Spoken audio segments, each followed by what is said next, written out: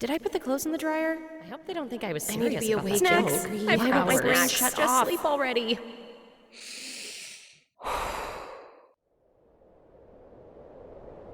When your racing thoughts keep you up at night, it's tough to let go and get the rest you need.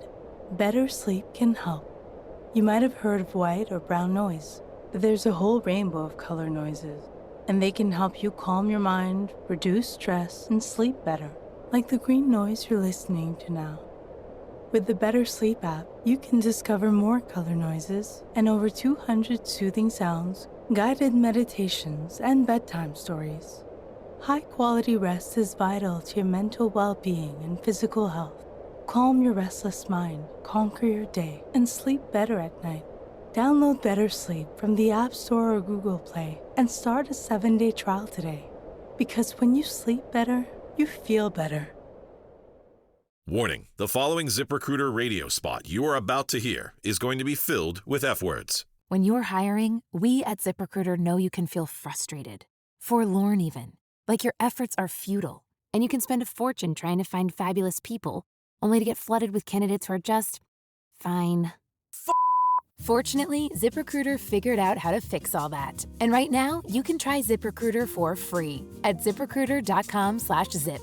With ZipRecruiter, you can forget your frustrations because we find the right people for your roles fast, which is our absolute favorite F word. In fact, 4 out of 5 employers who post on ZipRecruiter get a quality candidate within the first day. Fantastic. So, whether you need to hire 4, 40, or 400 people, get ready to meet first-rate talent. Just go to ZipRecruiter.com/zip to try ZipRecruiter for free. Don't forget, that's ZipRecruiter.com/zip. Finally, that's ZipRecruiter.com/zip.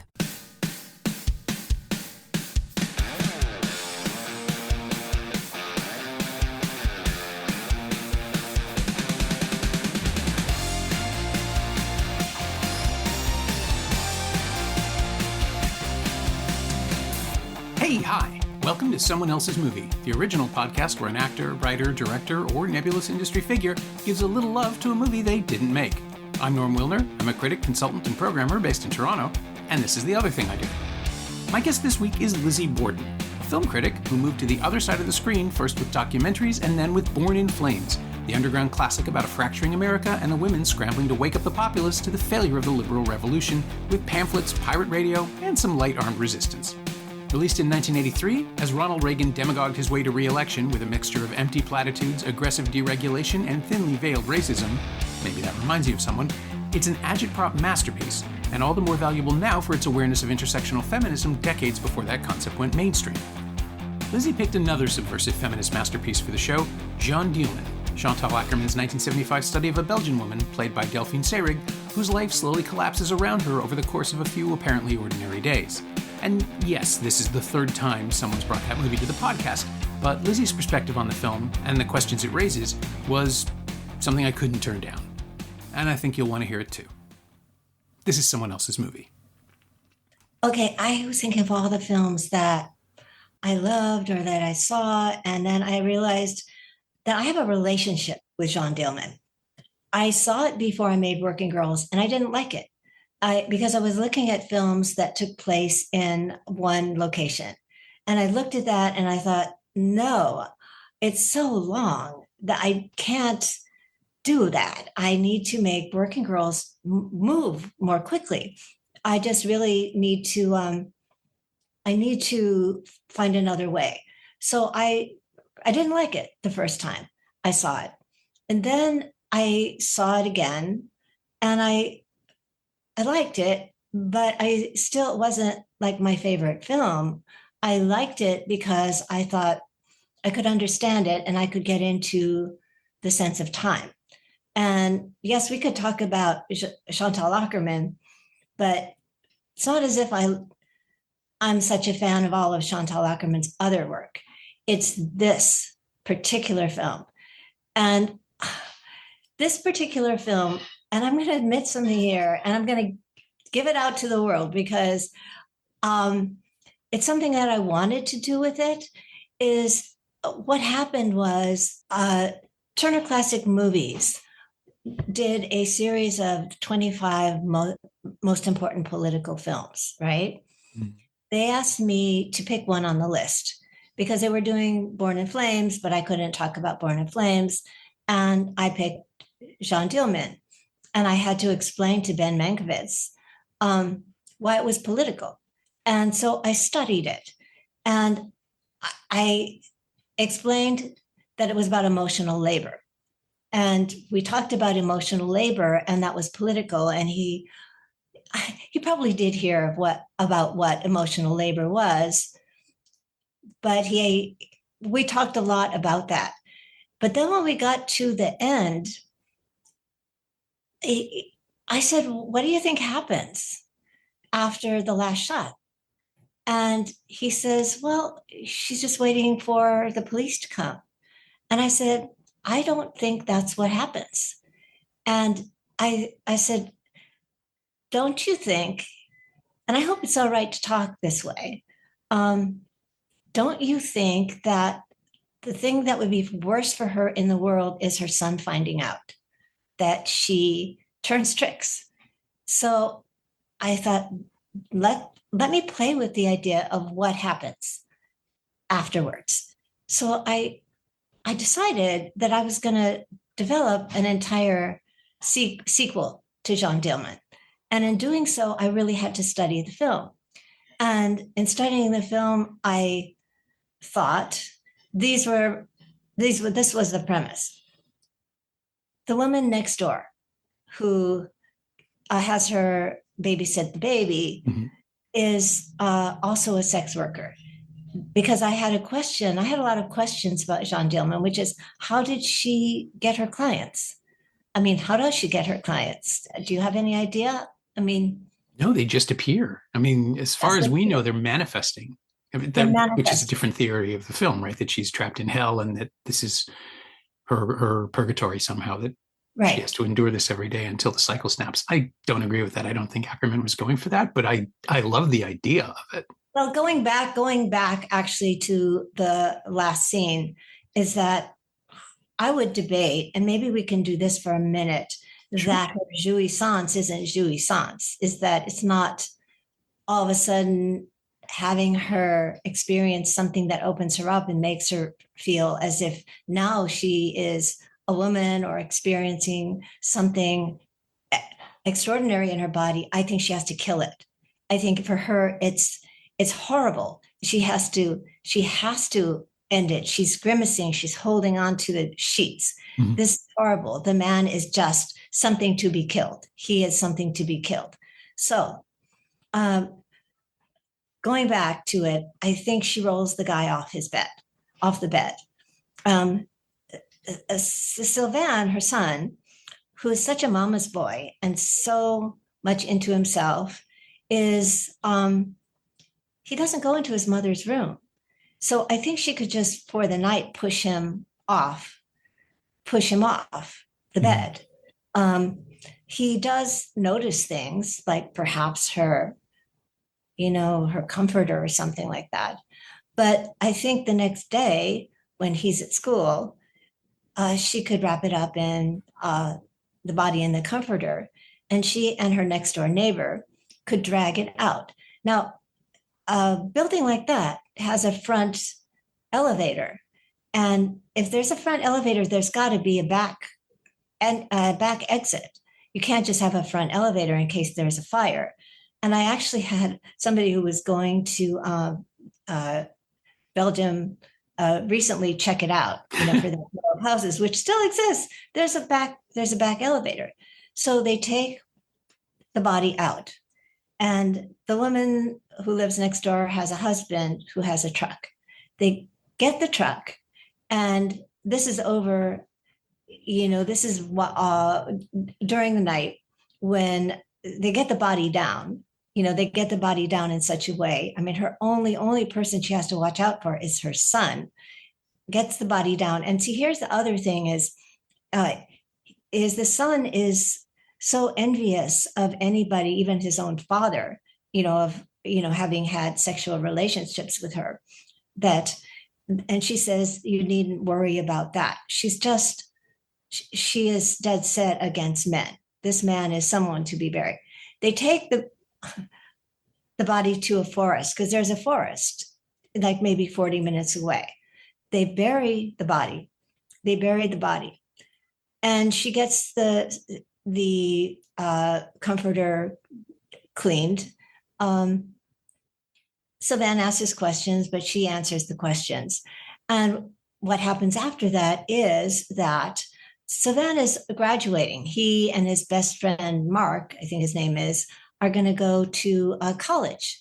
And she wants to sell the house just because she feels it's, too expensive. And she has a sister in Canada.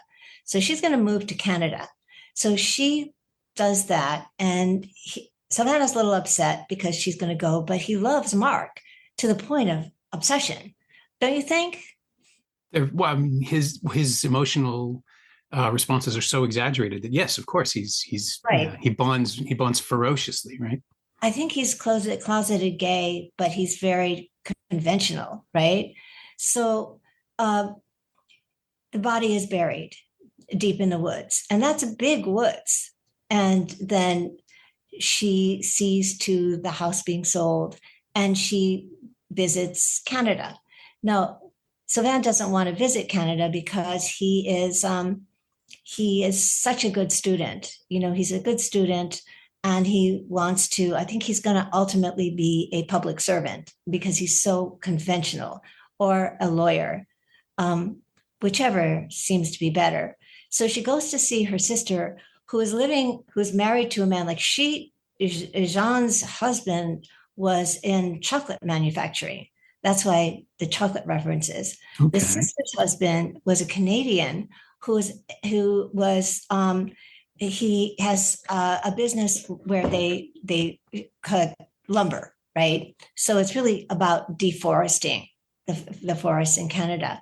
And she's a little wilder than Jeanne is. She has a daughter, and the daughter, who is at that point in time, the daughter has a daughter, but that's really complicated, and I don't want to go into the woods with that one. Okay. But Jeanne ends up moving there. Sylvain doesn't want to go there, but Jeanne opens a knitting and notions store, or takes over one in the little town where they are in.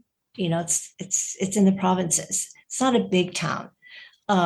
So what happens is that at some point takes place. The movie would take place many years afterwards. It would have to, yeah, like 30 years afterwards. Let's say, I don't know who would make a good actress. Kristen. Scott Thomas? She would be great. Yeah. I was thinking of, there's a Vancouver actor named Gabrielle Rose who almost kind of looks the part. I could see her playing an older Jeanne as well. Well, that would be great. If you need somebody as elegant, as watchable. And so what happens is everything is going along fine. She never gets into a relationship with a man, but she has a dog. She likes her walks. She has her life, because the apartment was a prison, although she does like her rituals. So she likes her life. She teaches maybe French to, in a school or a place where she can do that, because she loves poetry. So she teaches French poetry just one time. And so her life is her life, until this is what starts the film, is that a body is found in the woods, because in Brussels, they are doing reforestation. In Canada, they're doing deforestation. So the theme is that. So someone is assigned to figure out who is this body, that the guy was an Italian laborer, not really messy, not super horrible, but he didn't have a lot of relatives. They weren't really looking for him. But when they find his body, they ultimately find out who he was, but can't figure out why he was there, why he was buried. And then ultimately find some clue that leads to her. So there's a detective. And where I kind of got stuck was, is it a female detective or a male detective who finds her in this town? And she sees a little piece in a newspaper, and that completely turns her life upside down. So I don't know. I was really researching this, and I was thinking, I want to write this because I'm so interested in what would happen, and also her relationship with Sylvain, and also 3 generations of women in Canada and who they would be in relationship to her. But then I sort of took it to that point, but I spent months researching this. But when you say favorite movie, I was thinking, what movie has obsessed me? Because other movies I might love, but this movie has obsessed me in thinking about it because of all that dialogue that went on about jouissance and how the orgasm opened her up. And my feeling is that it made her even more set against and her body ever doing that again. I want to ask you what you thought of that moment. How can I put it? I was surprised. I've seen references to it. I have the wiki right here because I love this phrasing. After a sexual encounter where she shows signs of emotional disturbance, which is, I mean, it's ambiguous enough that you can interpret it in any way at all, but I truly don't know what she's experiencing, because yes, there's absolutely physical, she's climaxing, but she's also thinking. Like her mind is active in that moment. And whether it's horror at her experience that she's currently having, or at the fact that she's no longer in control of herself to have that moment, or if it's something else, a flashback to some other moment that she's been triggered to think about, Delphine Seyrig keeps it inside so well. And the film is designed to prevent us from having that context, right? The whole point of the film is that we bring ourselves to it and have to interpret it for what we have experienced in our own lives and our own relationships. And I don't know. I think your interpretation is just as valid as mine is, but I don't know. My interpretation is that I cannot get into this woman's head. I know what she values, but I don't know what she thinks. And so that moment is so, it's disconcerting to me because I can't read it, because I'm like, I've trained my whole life to understand cinema, to interpret and decode. And that scene is impenetrable to me. But I see the performance, and the performance makes sense. Like there is an absolute through line to what she's experiencing and how she responds. I just don't know what it is that is the motivation beyond the experience. Like I don't know what her reaction, I know what she's reacting to, but I don't know what her reaction is. Yes, I see what you're saying. You know, it's interesting to me because I feel, going back to this idea of emotional labor is, and Akerman's brilliant way of throwing her off by one thing being off and another thing being off is what she values is order. And, you know, the way she treats Sylvain is the way she treats her clients. You know, she takes his coat, she takes his scarf, she puts them in the closet, she gives them back. Everything is similar. You know, her movements are similar. One thing that I think is not really valid is she boils the potatoes during the time she sees a client, which most working women would not want the smell of potatoes when a client is there. That's just not, you know, you don't want that, you know, you're trying to build a fantasy, but I think her clients are really just about get in and get out. They seem to be those kinds of men. And maybe they like the idea that, you know, here's another woman like their wives, you know, and they can be in and they can be out.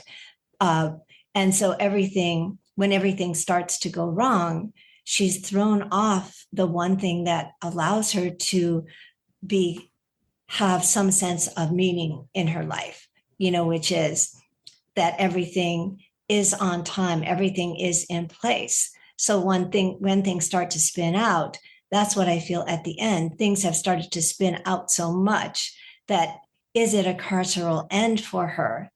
What would she hate most? I have to ask, what would she hate most about being in prison? At first I thought she would like being in prison. In prison, all choices are taken away. Yep. She could probably ask for embroidery or knitting, and she could probably get it. She would probably be declared crazy. It was spontaneous, and she would probably do whatever. Her son would be scandalized. His friend would be scandalized. Her friends would be scandalized. But would she care? She would be taken care of, instead of her having to take care of everybody. But then I thought, no, I don't know if that's what when she's sitting there thinking, she seems a little blank, but she seems as if she's trying to think it through, because she has time. Right. She has time. She has a lot of time to think this through, because Sylvain is asleep, and she has until the morning to figure out what to do. Is she going to call the police? Is she not going to call the police? Is Sylvain going to notice anything is wrong? She changes her blouse. He won't notice anything is wrong if she puts on her. He did notice that her buttons were wrong, on her thing. So I suppose because when you make your own films, you think about what you want people to think at the ends of them. And the ends of every one of them is a question. Like, what happens at the end? Like at the end of Born in Flames, what happens after the last shot? With Working Girls, does she go back to work or not?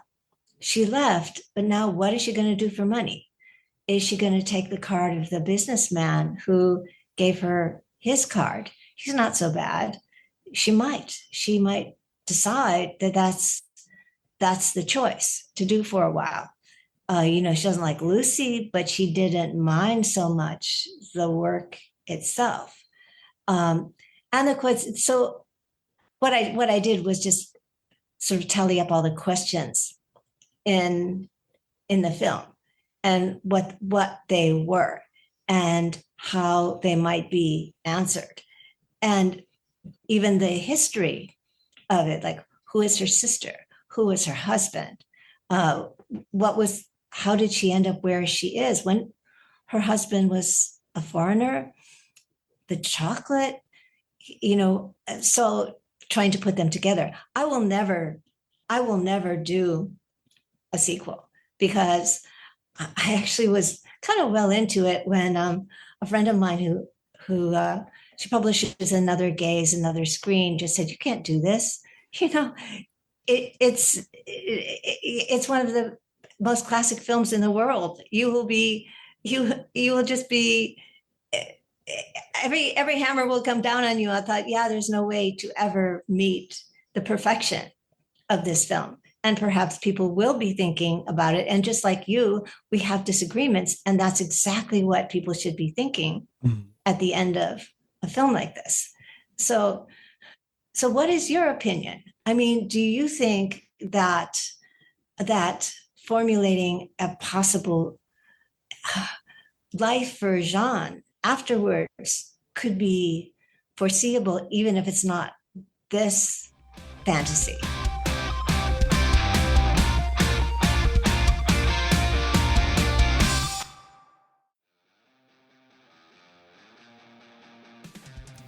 Hey, it's Norm, interrupting my own show to bring you up to speed on Shiny Things, my newsletter about physical media, culture, and the odd streaming project. Last week, I wrote about the Criterion release of Born in Flames, Synergy, and Warner Archive's glorious new 4K release of Get Carter. Sign up for a 14-day free trial at shiny-things.ghost.io or find a link at the Semcast Blue Sky account. You like reading about movies? I like writing about them. Come check it out.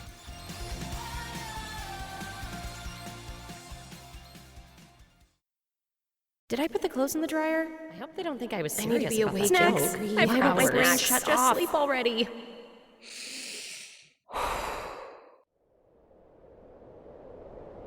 When your racing thoughts keep you up at night, it's tough to let go and get the rest you need. Better sleep can help. You might have heard of white or brown noise. There's a whole rainbow of color noises, and they can help you calm your mind, reduce stress, and sleep better, like the green noise you're listening to now. With the Better Sleep app, you can discover more color noises and over 200 soothing sounds, guided meditations, and bedtime stories. High-quality rest is vital to your mental well-being and physical health. Calm your restless mind, conquer your day, and sleep better at night. Download Better Sleep from the App Store or Google Play and start a 7-day trial today. Because when you sleep better, you feel better. I think the thing I most want to say is that you could absolutely do this. Just don't call her Jeanne. Leave that for the audience to figure out. And obviously, that's only going to work on opening weekend. It probably won't even work then. It'll work in the first screenings. But if you tell the story of somebody with a secret, people want to know what the secret is. People become invested. And the specifics don't even need to be there until the very end. And even then, if we just assume she's living under an alias and her sister would have a different last name, you could get away with it. And it would still, the question I think would be, would you want to do it in a visual sense? Do you want to borrow the aesthetic? And if so, how do you get away with that? How do you manage to can you tell the story with a static visual sensibility when it is effectively like you're making a Haneke thriller? Oh, this is fascinating. Because I always think I want to know more about the detective. Do we bother? Does the detective even have a presence? Is the detective the equivalent of the neighbor in the original film? We never actually see them, but they're on the periphery all the time. Is this about living in hiding? And has she traded one prison for another, effectively, one form of existence where she does the same thing every day, to now doing something ritualized because it's the only way she can keep herself safe? What is the sister's life like? What is that world like? Which part of Canada are they in? I mean, it sounds like the Pacific coast, but it doesn't have to be. There are so many different avenues you could take this, but absolutely, you'd be crucified for announcing the project if you did it that way. But if it becomes a companion piece or an answer, a call and response, there are ways to do this that are, I mean, legitimate. Obviously, if you make a film, it's a legitimate act, but this sounds really, like, conceptually as a challenge, it sounds absolutely fascinating. But with the hook of letting people understand, like, the echoes and the resonances, and gradually realizing they know this story, especially if you avoid that completely otherwise. I love those moments. The moments when a movie reveals itself and tells you exactly what it wants to do and how it's been doing it. Those are wonderful. I can't let this slide by. All three of your films, like in the trilogy, Regrouping, Born in Flames, Working Girls, they all end in collapse of one thing or another and a reset. So this sounds like the next thing. This sounds like absolutely the thing that would follow. And watching someone having rebuilt, having reset, having recovered, suddenly discover that the past isn't past and it's never over. I mean, that's the most basic narrative point that I kind of want you to do this right now. Well, that's so much of what you're saying is what I wanted to do in thinking about it, that, yes, there are the metaphors of the forestation and all that, because they bury it and a body always comes up, but she is doing her rituals. So she has rituals. So she is imprisoned by her rituals the same way. And then what throws her off? It's not the button. It's not this. It's a story that a body's been found, just a little tiny story. They don't know who it is. She doesn't know if she's being looked after, but how does it disrupt her life? And different name, but what you have to do is ask questions like, why doesn't her son visit her? The son is a different name. The sister was never given a name. Is the sister's husband alive or not? How the sister has a daughter, how does the daughter have a daughter? And who would they be given the political changes over years, given feminism?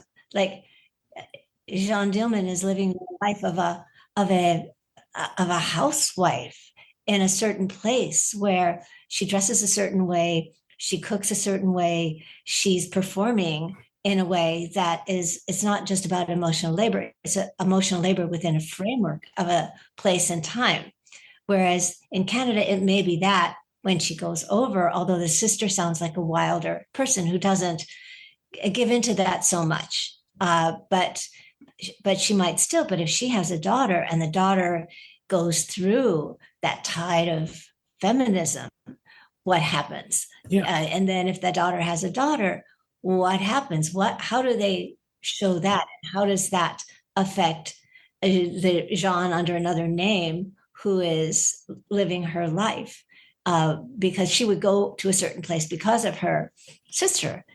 So yeah, there's a math to it. There's definitely a math. But you're right about the films and that they implode or explode or ask a question. And for me, the asking of the question. Now, this really veers apart from your asking, what do you love? But I suppose if I've been obsessed with it, that's a form of love, isn't it? Yeah, absolutely. Don't you think? It's because before I ended on this, I was thinking of the films that I love, because every film I've done is based on a film, like Born in Flames, Battle of Algiers. I stole a shot. With Working Girls, it was Clued. I stole a shot. For films I'm working on now, there's one set in the 50s where the Legion of Decency is going after a woman who runs a film theater, and she shows foreign films. But the films are, anything like Miracle in Milan, and anything with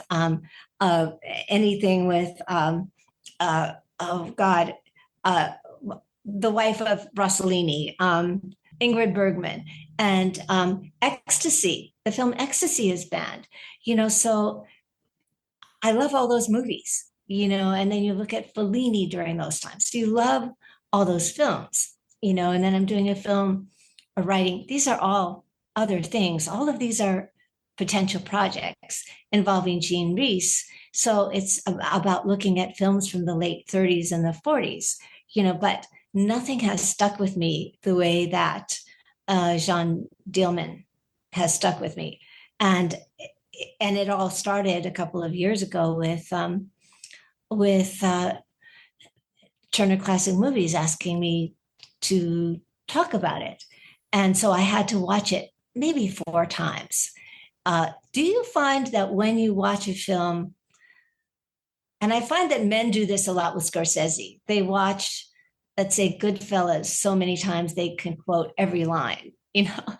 They watch Casino or the whole Godfather trilogy, and it can quote every line. But do you find that's true of the films you love? You watch them so often you can quote them from beginning to end? It's funny. I don't rewatch films that often, just because the nature of the work is that I'm always looking at new stuff. It's always coming in, especially when I was programming for TIFF for 3 years. It's just, you don't have time to see anything other than the new thing because you're just being deluged. But since I started writing, I have a newsletter called Shiny Things where I write about physical media exclusively. I'll actually have a piece on Born in Flames out before this episode drops. But that's been great because it's all catalog releases for the most part. So you just get to revisit things constantly. So this year was Jaws' 50th anniversary, and I did a long write-up on the new Jaws special edition. But that's a film that lives in my head. My wife constantly, says, "Do we need to see it again?" Because I'm pretty sure it's always running on a loop. Right, right. And she's not wrong. But in terms of, it's definitely a guy thing to watch your favorite movie over and over again. Although I guess, women do it too. They just don't maybe acknowledge it the same way. Like an annual viewing of Love Actually or something like that. Yes, I think rom-coms Or, The Guardian has a column where they talk about the feel good movies, where everybody offers like, what is their feel good movie? And I think the feel good movie is they see these movies whenever they feel terrible. So maybe, on certain dates, every couple of years, for that reason, you see movies in order to have a certain emotion, for a certain result. So, or if you're cracking up, you want to, it's balm for your soul or something like that. For me, to do this was really about a puzzle. So I like movies as puzzles. It's The Conformist for me, I love, but it's a puzzle. The first few times it was a puzzle, like, what is going on here? Why is it going on? How is he doing this? Why is he doing this? So I had to do a lot of research. I like movies where I have to do research. I think with Jeanne Dielman too, it was, well, who are her parents? Because then I was thinking about Chantal Akerman, and then I started to study Chantal Akerman.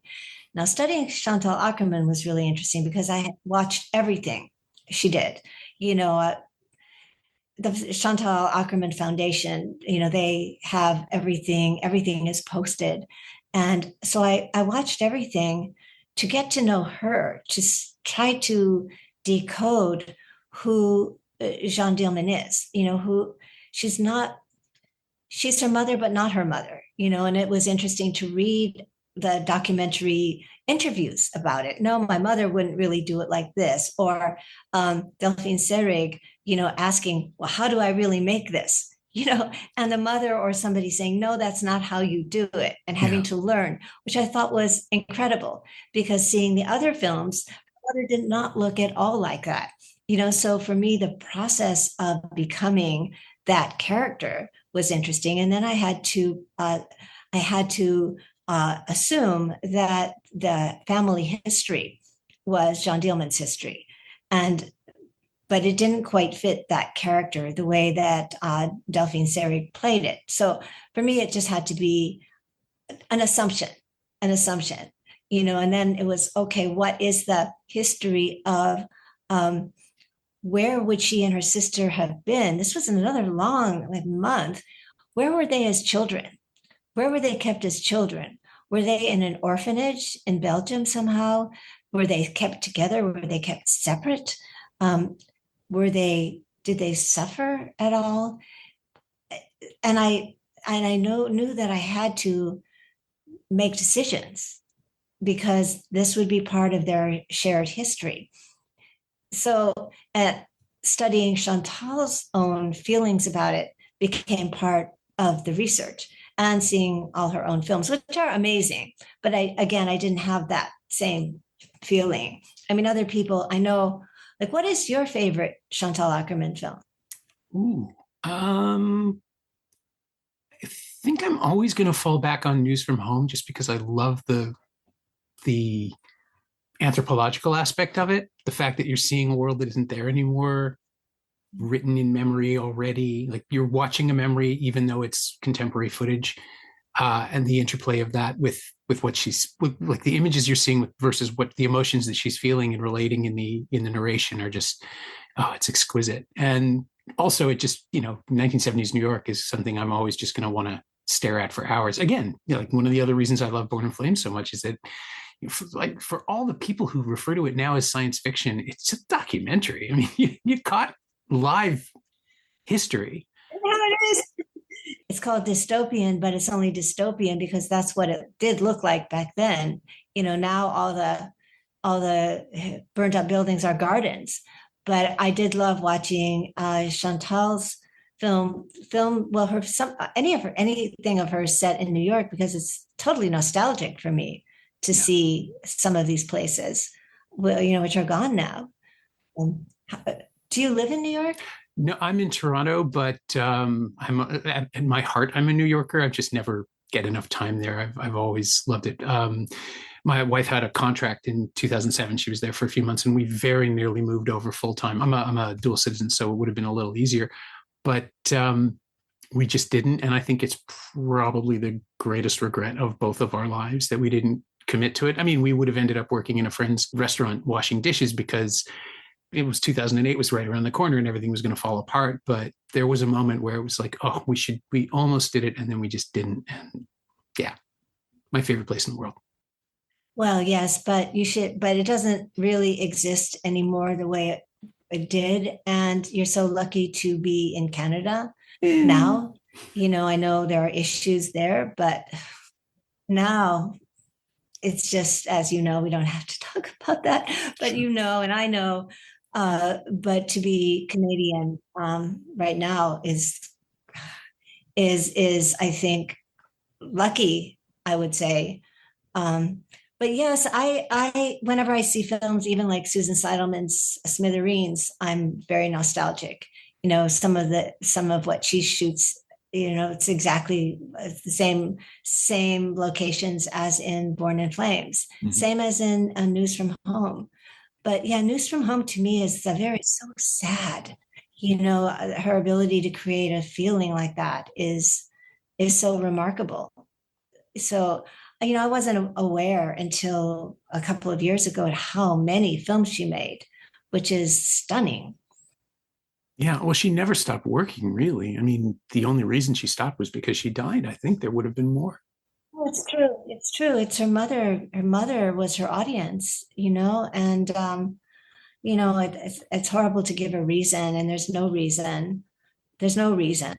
But yeah, the relationship with her mother was so complex and interesting. And yeah, I don't want to, yeah, that's projection. And I can't do that. But yes, I think Jeanne Dielman I wonder how that affected her life, because she did write about that too. It was kind of a cross to bear, having made that extraordinary movie so early in her life. You've read interviews where she has said things like that, right? Yeah. Yeah, but that's why I just want to wrap up why. And I hope this wasn't too much of a side journey, talking about a film this way. No. I think I said it because I'm not going to do it. And I just wanted to offer it to someone who can do it, who isn't willing to do something with a sacred, I don't want to say cow, but a sacred, an idol at one of the best films in the world, number one, right? But yes, I just felt I have to live in Canada for a while in order to make it, and I probably won't. So, but I hope this was not a journey that you did not want to take. God, no, this was great. Honestly, the best moment of the podcast is finding out what people want to talk about. And then the second best is the stuff that I do not prepare for in the slightest, and that becomes the point. And this was a really great way into a film that we've already covered a couple of times. And I think, yeah, I want to see this version, this thing that you're talking about. And I'm sad that I probably won't. If you want to come and research it in Canada, we have a spare room.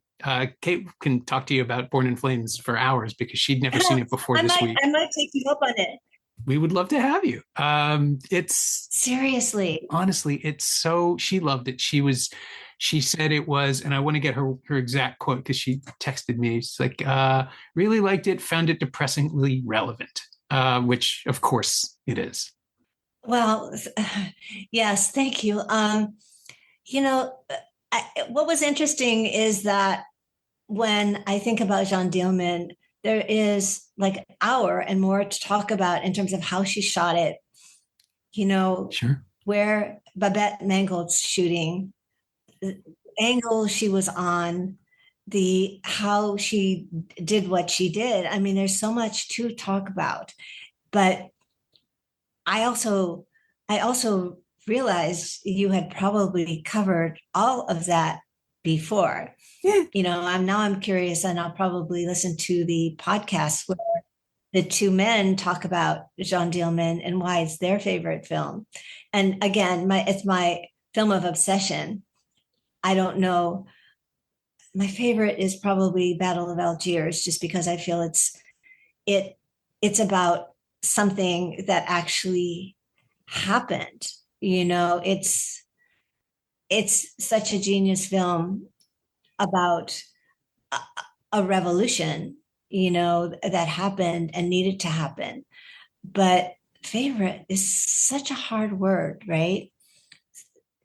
It's such a hard word, but I think you're talking about why you started to do this series is so relevant, because you ended up talking for 20 minutes spontaneously about something, leading to this kind of series, just about why someone becomes interested in a film and what about it makes it relevant to them. So I'm thrilled. Now I want to watch as many of your podcasts as I can, and I will. Oh, that's lovely. Well, it's just the audio. You don't even have to sit down with them. You can just walk around with them. But yeah, they're all waiting. There's so many. This was such a pleasure. Thank you so much. And I will let you get on to the next thing.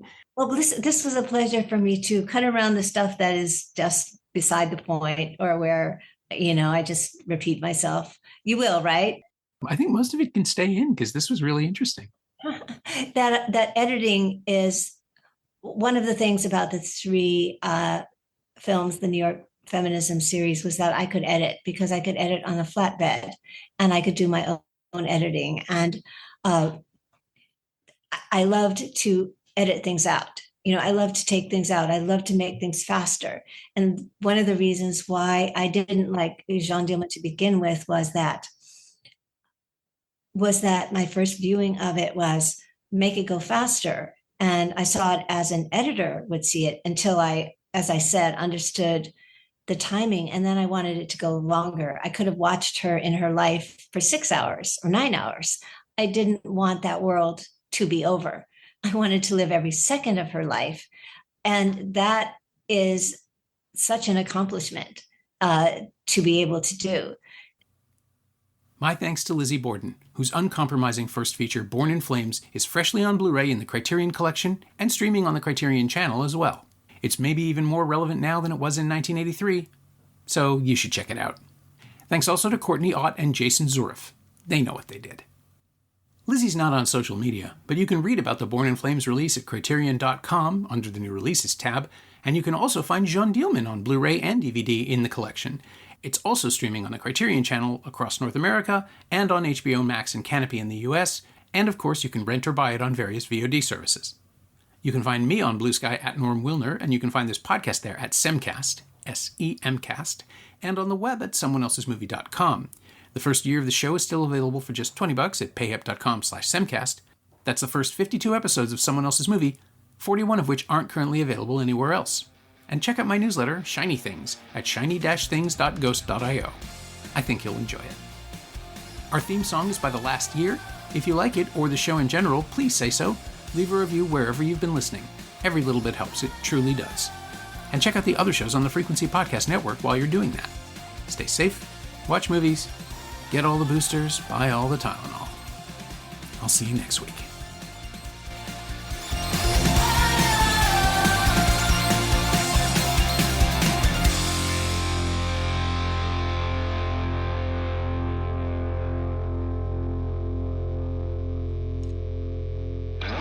Did I put the clothes in the dryer? I hope they don't think I was I need to serious be about awake. that Snacks. joke. I want my brain Snacks. shut Just off. sleep already.